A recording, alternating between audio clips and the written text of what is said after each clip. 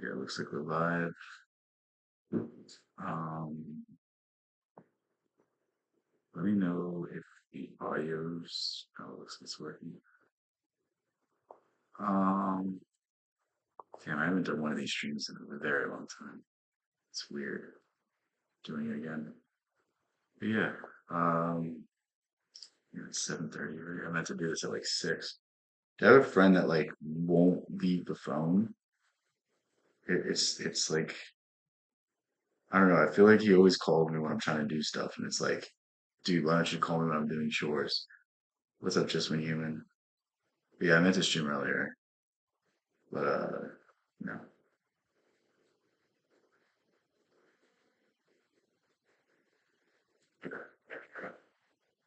So this is a video that I wasn't even looking for, but very weird because I just read a book by Eckhart Tolle. Where is it? This book, Power of Now. Very, very good book. And this just came up, so let's see what Jordan Peterson thinks about this. I'm sure it's going to be a great take. If I can get my sound to work.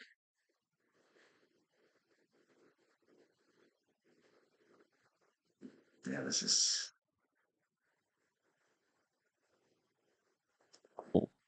I don't know enough about him really to comment in depth. I mean, Eckhart Tolle is part of that 1960s humanist movement, essentially, and like fundamentally, the humanists were wrong.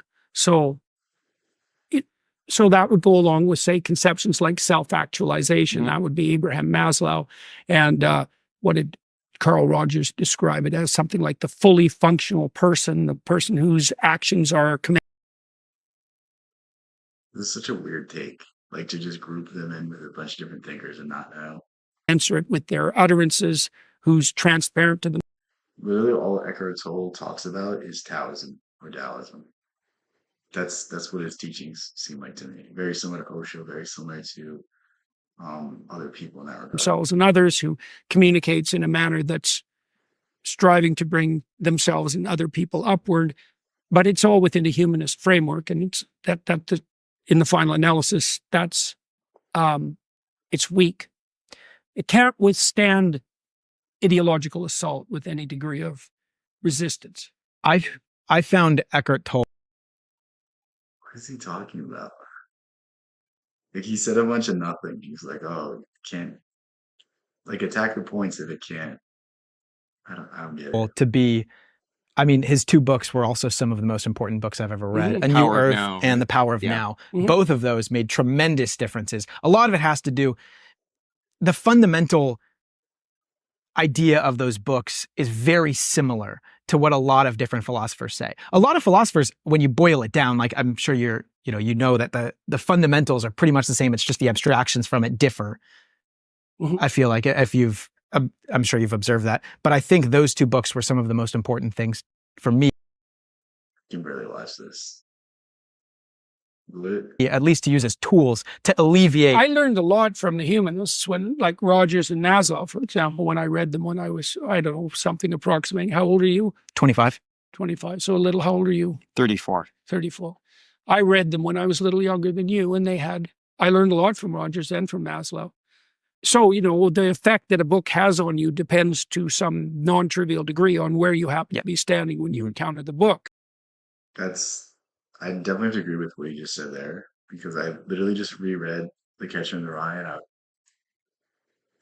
it's like embarrassing to like reread things I liked when I was younger, because like I see them in a whole different light. And to me, it's like the inability to grow up, the inability to accept responsibility, the juxtaposition of being a terrible student but claiming that everyone else is dumb. These ideas are very interesting, but I didn't really get them at the time because I was, being rebellious. If the person who's writing the book knows much more than you do about something at that moment, well, then the book can be very enlightening.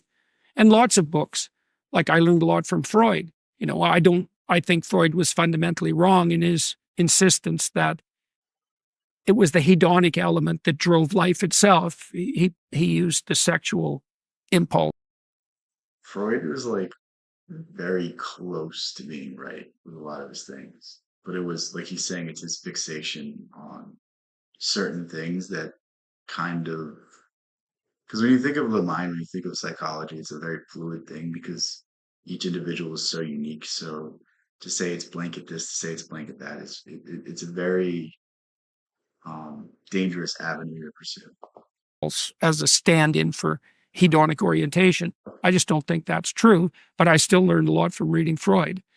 Lots of thinkers can be wrong in some ways and right in others, and a discriminating reader pulls out the wheat and leaves the chaff behind. I learned a lot from Ernest Becker's book, The Denial of Death, which is sort of the ultimate extension of the Freudian view. It's a brilliant book. It's wrong. I need to read that book. My roommate gave it to me, and I just haven't read it yet. But it's brilliant, and there's much in it that's correct. Fundamentally, it's wrong because Becker believed that the heroic orientation in life was also a form of defense against death anxiety. That's not, it's a good theory. It's an interesting theory. Sometimes it's true, but fundamentally it's wrong. Said a whole bunch of nothing. All right, we're gonna watch this video. It's probably gonna be the rest of the time of streaming, I feel like. This is someone I'm not familiar with. I mean, I've seen his name before, but I don't know. I don't think I've read anything. I probably heard somewhere, but I haven't read it. Group one time of drug addicts and alcoholics. And I was one of the people that was a sponsor and leading this group. And the sign on the wall said, "There are no justified resentments in this group." And what I said to that group that night. This is I'm going to let him explain what he means because I'm going to probably say the exact same thing, but this is a very powerful statement. Was no matter what anybody says to you here, no matter what kind of anger comes directed towards you, no matter how much hate you may encounter showing up in your life, there are no justified resentments. People can only upset you if you allow them to. Think of sometimes when people make fun of you. They might make fun of something that you're very insecure about. They might point to something that you struggle with, something that you're very much upsets you. And then there's other things that should upset you but don't. You're allowing people to upset you. You're allowing people to insult you. You're allowing others to get to you. And that's one of the most fundamental things that we must realize, that anytime someone upsets you, you're allowing. You're putting your attention to it. You're giving it time of day. Someone says something that is upsetting to you, just walk away. Just drop it. I really don't allow room for anything aside from positivity in my life. Like, there's very few people in my life that I look to and say that this person's a negative influence on me. I think that's one of the biggest things that we should embrace. Like, life is bad enough as it is. Life is hard enough as it is. Why are we adding to it by having people that bring us down? By having people that make fun of us, by people that try to bring us down to their level. It's a very weird concept to me. Meaning that if you carry around resentment inside of you about anything or about anyone, and I'm talking about the person that you lent money. Hate is worse for you than it is for the other person. Think about it. Unless you tell me you hate me, I don't know. Unless you somehow try to sabotage my life, I don't know. But meanwhile, in your mind, you're fixating on what I did to you. You're fixating on all the wrong. You're fixating on all the pain. What you choose to put your attention to, your mind will multiply. What you choose to observe, your mind will choose to see more of. And people linger in these feelings of hate, of anger, of resentment, of guilt, of anxiety, of fear. And they wonder why they don't have a good life. They wonder why they're not having, the time of their lives. Honestly, everyone should be happy at all times, but we allow our mind to take over. We allow our mind to tell us that we should be discontented. We shouldn't be happy. We should look at this person that wronged us and get back at them. We should do this. We should do that. And it's like it's all a trick, man. If you remain in the present moment, if you look to everything around you, if you look at everything you have in your life, you have no right to be angry. You have no right to be upset. You already have everything that you can be blessed with. You already have something that someone else in the world would die Do you think Warren Buffett would not die to be my age? Do you think, Jeff Bezos or Elon Musk would not envy me for something I have? I don't know exactly what I have that they don't, but I know there's something. I know there's one facet of their life that I am better than them in. That's with every single person. Even if it's infinitesimally small, someone envies you in some way of your life. And it's realizing this fact and realizing that we have no right to point the finger at other people and say, why don't I have this? Why don't I have that? Because they're saying the same thing about you. They're saying, I wish I could be like this person. I wish I could respond like this in this scenario. It's such a backwards way of thinking, and it when you break it down to this level, it just clicks, and all of a sudden you stop being envious, you stop being jealous, you stop looking at others and seeing what they have and getting angry and getting upset. Emerson said it best: history belongs to all men. When someone else does something, that means you can do it as well. And if progress of humanity is anything to show, then guess what? You can do it better because every accomplishment is built off of something. Every accomplishment was once the peak of performance, and now it's this, and now it's this, and now it's this. The greatest story of this idea is people said that the 4 minute mile was impossible. Scientists were saying it's physically it can never happen. The body doesn't pump enough blood. You only have so much force, so much energy. You can't run this fast for this long. And it, guess what? A guy did it. After he did it, like 30 people within the same year broke it. It was a barrier that hadn't been broken for like whatever, however long mile times have been recorded. And guess what? 30 people broke it after he did because they saw it was possible. That's the mindset we should take into life. That's the way we should view things. Not for, oh, this person got this person got this job, this person got this grade. If someone stupid does something better than you, then that means you can do even better. I don't get jealous. It doesn't make sense to me. And hasn't paid you back. I'm talking about the person in your life that you feel was abusive. I'm talking about the person who walked out on you and left you for somebody else. I'm talking about all of the things that you have justified in your heart and in your life that you have the right to be resentful about. And I'm suggesting to you that those resentments will always end up harming you and creating in you a sense of despair. I've often said that no one ever dies from a snake bite. The snake bite will never kill you. You cannot be unbitten. Once you're bitten, you're bitten. But it's the venom that continues to pour through your system after the bite that will end up destroying you. The venom that continues to pump through your system is the thing that will destroy you. This is a very, very clever analogy for hate, for anger, for pain, for any sort of negative emotion. Think about it. Everyone has hurt. Everyone has pain. Everyone has things that they could linger on for the rest of their life. But the moment that you drop these emotions, the moment these things stop affecting you, if someone really hurt you that bad, what good does it do to linger on? What good does it do for you to relive that every single day? The moment you drop it is the moment they cease to exist. Whoever hurt you, just drop it. What's up, crazy? How's everything? So now you have to take a look at all of What did you change your name from? I can't remember. I don't remember crazy. I remember you changed your name. the resentments that you may have in your life. And I'd like to suggest to you that I think there is a wonderful metaphor for this that I have created in my life for how to make this work.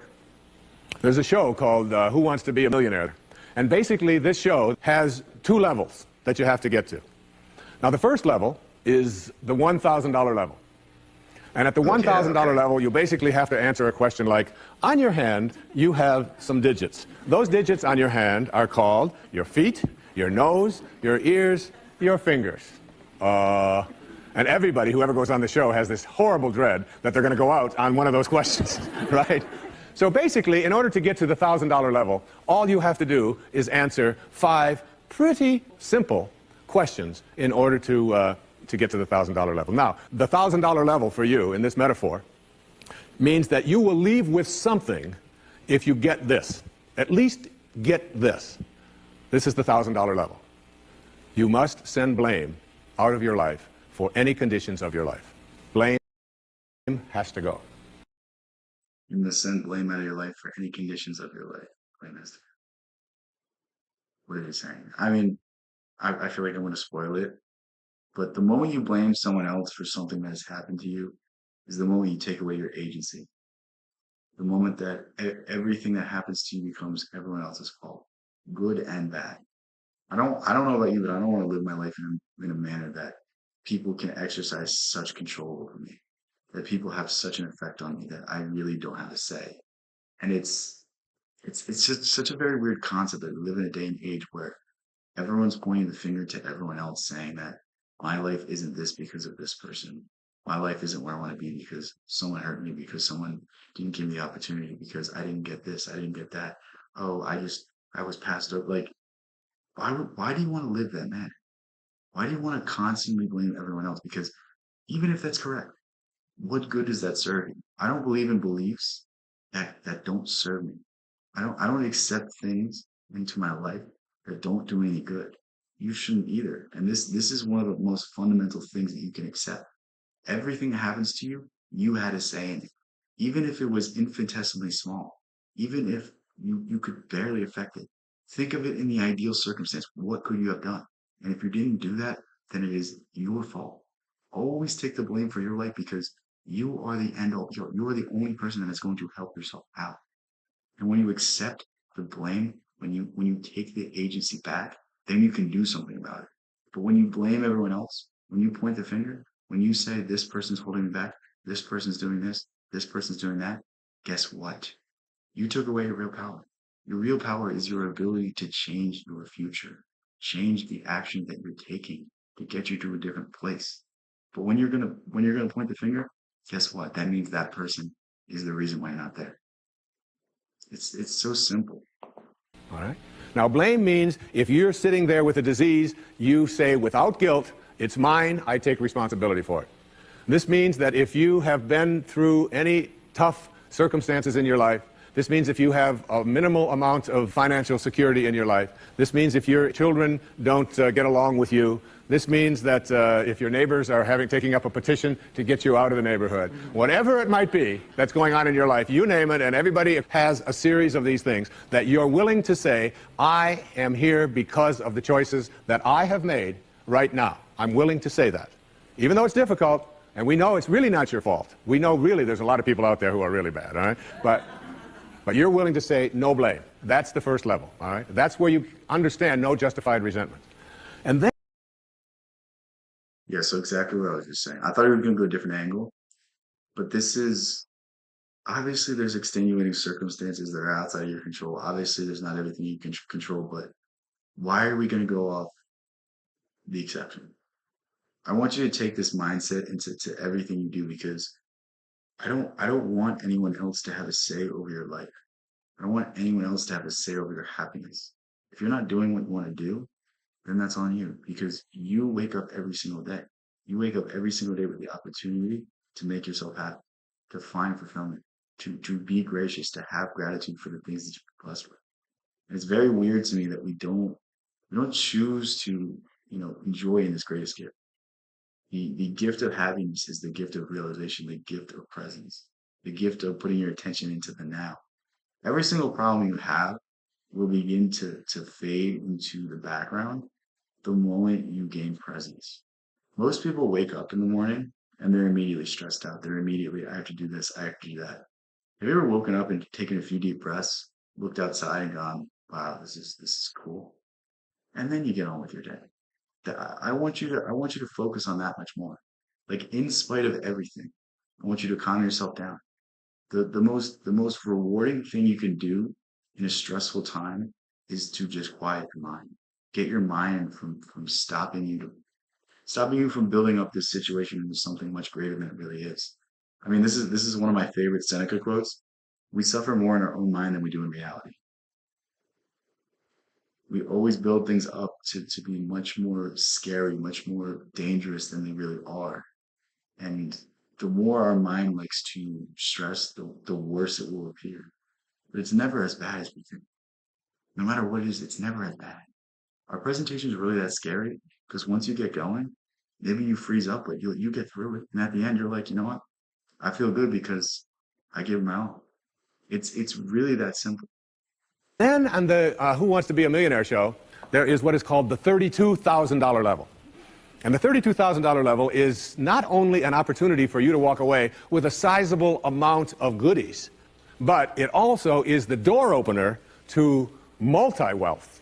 But you got to get to this in order to have an opportunity to move into these transcendent levels, all right? Millionaire spiritual status, all right? You got to get through these next 5 questions.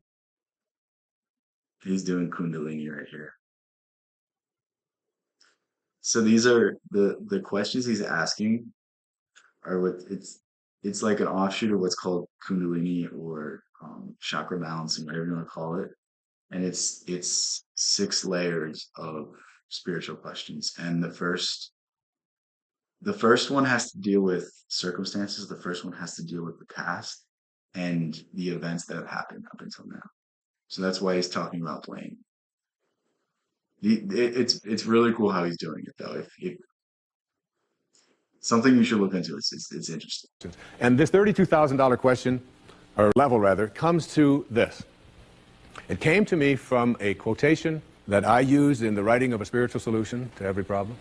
I read a book that was written a couple of thousand years ago by Patanjali, the Yoga Sutras, the aphorisms of Patanjali. And one of those sutras, one of those aphorisms, observations that this brilliant man made almost 2,000 years ago was this. He said, if you become steadfast in your abstentions of thoughts of harm directed towards others, all living creatures will cease to feel enmity in your presence. It's a very deep quote. Well, let's see what he said.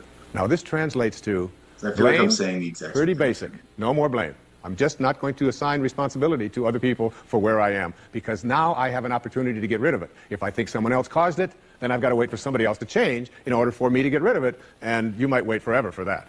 But if I take responsibility for it, I can do something, including move on, which might be the most important thing to do. All right? But at the higher level, when there are no justified resentments, what you are doing is you are at a place where you are sending love in response to hate. You are literally saying, no matter what comes my way, I am going to be steadfast. Think about it like this, like most people aren't bad or evil or mean because of the fact that they're evil or mean. Generally, it's just a misunderstanding.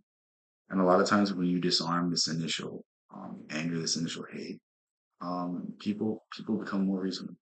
And this is something that we need to see more of in this world, because I feel like it's never been a day and age where people have been more unreasonable. Maybe the Salem witch trials, but I feel like average people can't have conversations about difficult topics.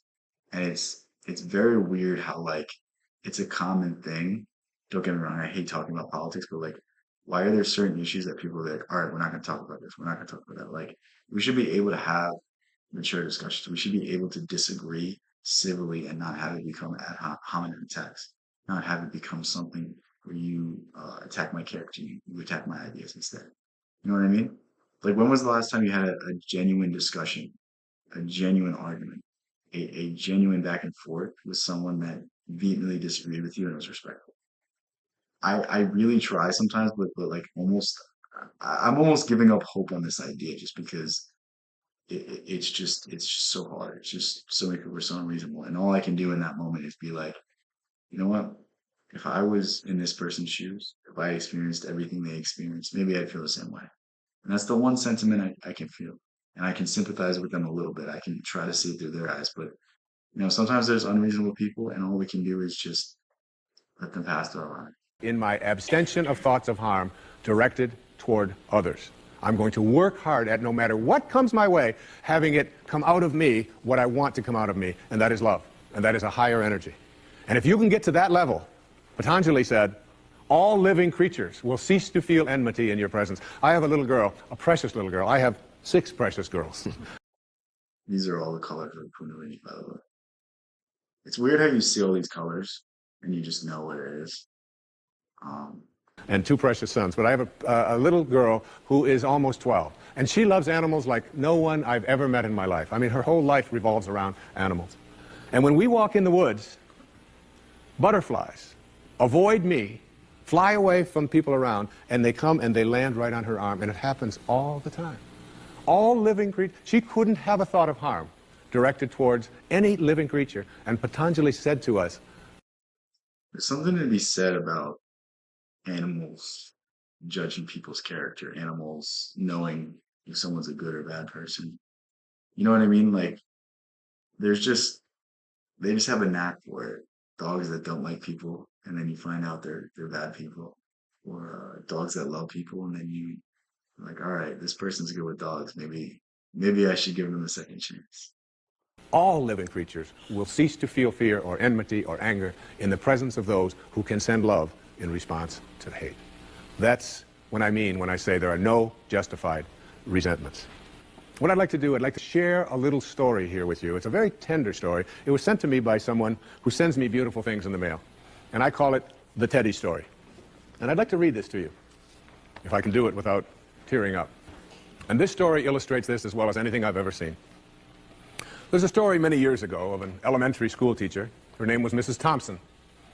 As she stood in front of her 5th grade class on the very first day of school, she told the children a lie. All right, I gotta wait. I don't know what's gonna happen. Like most teachers, she looked at her students and said that she loved them all the same. But that was impossible because there in the front row, slumped in his seat, was a little boy named Teddy Stoddard. This literally means Mrs. Thompson had watched Teddy the year before and noticed that he didn't play well with the other children, that his clothes were messy, and that he constantly needed a bath. Teddy could be unpleasant. It got to the point where Mrs. Thompson would actually take delight in marking his papers with a broad red Those are all my teachers ever. pen and making bold X's and then putting a big F at the top of his papers. At the school where Mrs. Thompson taught, she was required to review each child's past records, and she put Teddy's off until last. However, when she reviewed his file, she was in for a surprise. Teddy's 1st grade teacher wrote, "Teddy's a bright child with a ready laugh. He does his work neatly, and he has good manners. He's a joy to be around." His 2nd grade teacher wrote, "Teddy's an excellent student, well liked by his classmates, but he's troubled because his mother has a terminal illness, and life at home must be a struggle." His 3rd grade teacher wrote, "His mother's death has been hard on him. He tries to do his best, but his father doesn't show much interest, and his home life will soon affect him if steps aren't taken." Teddy's 4th grade teacher wrote, "Teddy's withdrawn and doesn't show up much interest in school. He doesn't have many friends, and sometimes he even sleeps in class." By now, Mrs. Thompson realized the problem, and she was ashamed of herself. She felt even worse when her students brought her Christmas presents wrapped in beautiful ribbons and bright paper, except I feel like this is what we deal with most people. You know what I mean? Like, most people are dealing with things, and I wouldn't say they intentionally take it on others, but it just affects them. And they might be down, they might be angry, they might be upset, and any little thing might set them off. I feel like this is where a lot of bad experiences come from. A lot of road rage isn't because you cut the person off. It's because something's bothering them. It's because they probably don't like their job, or their family is breaking up, or someone in their life is, not doing so well. Like, it's always something else, and this is just a really good example of that. You know, except for Teddy's. His present was clumsily wrapped in heavy brown paper that he got from the grocery bag. Mrs. Thompson took pains to open it in the middle of the other presents. Some of the children started to laugh when she found a rhinestone bracelet with some of the stones missing and a bottle that was 1/4 full of perfume. But she stifled her children's laughter when she exclaimed how pretty the bracelet was, putting it on and dabbing some of the perfume on her wrist. Teddy Stoddard stayed after school that day just long enough to say, "Mrs. Thompson, today you smell just like my mom used to." oh my, dude, if I was that teacher, I would have. This is like a heart-wrenching story. After the children left, she cried for at least an hour. On the very day, Oh she my quit gosh. teaching reading, writing, and arithmetic, and instead, she began to teach children. Mrs. Thompson paid particular attention. On that day, she quit teaching reading, writing, and arithmetic. Instead, she began to teach children. To Teddy. As she worked with him and his mind seemed to come alive, the more she encouraged him, the faster he responded. By the end of the year, Teddy had become one of the smartest children in the class, and despite her lie, became one of her teacher's pets. A year later, she found a note under the door from Teddy telling her that she was still the best teacher he ever had in his whole life. 6 years went by before she got another note from Teddy. He then wrote that he had finished high school 3rd in his class and she was still the best teacher he ever had in his whole life. 4 years after that, she got another letter saying that It's crazy sometimes how much a little bit of kindness can go. You know what I mean? Like just being nice to someone once could change their entire life, and that's what you see in this story. And that's I just spoiled the ending of that's what he's gonna say, but it's the acts of kindness that we can do every day. It's being kind to the people that are mean to us because generally it's not us. Generally it's whatever's going on with them. And when we can get past our own ego, when we can get past people doing something that is disrespectful to us or is mean to us or harms us, when we can respond with kindness and caring, that's really where we can make the greatest change. As Gandhi said, be the change you want to see in the world. while things had been tough at times, he stayed in school and stuck with it and would soon graduate from college with the highest of honors. He assured Mrs. Thompson that she was still the very best and favorite teacher he ever had in his whole life. Then 4 more years passed, and yet another letter came. This time he explained that after he got his bachelor's degree, he decided to go a little further.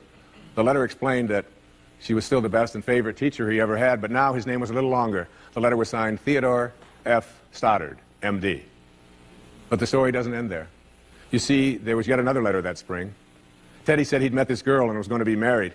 He explained that his father had died a couple of years ago, and he was wondering if Mrs. Thompson might agree to sit in the place at the wedding that was usually reserved for the mother of the groom. Why is this such a sad story? Of course, Mrs. Thompson did, and guess what? She wore that bracelet, the one with the several rhinestones missing.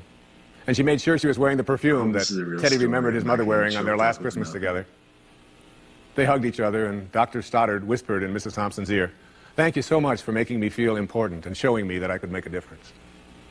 Mrs. Thompson came with tears in her eyes and whispered back, "Teddy, you have it all wrong. You were the one who taught me that I could make a difference. I didn't know how to teach until I met you." Isn't that a beautiful story? That symbolizes there are no justified resentments. Work at reaching that $32,000 level, the place where the only thing you have to send is love, because that's what's inside. And that's the message of our greatest spiritual teachers. That's all they ever... Such a great story. Damn, I'm almost sad. Yeah, I'm probably gonna end it now. Like 30 minutes in. I really didn't know that much time. But yeah, thank you guys for joining. Thank you guys for hanging out.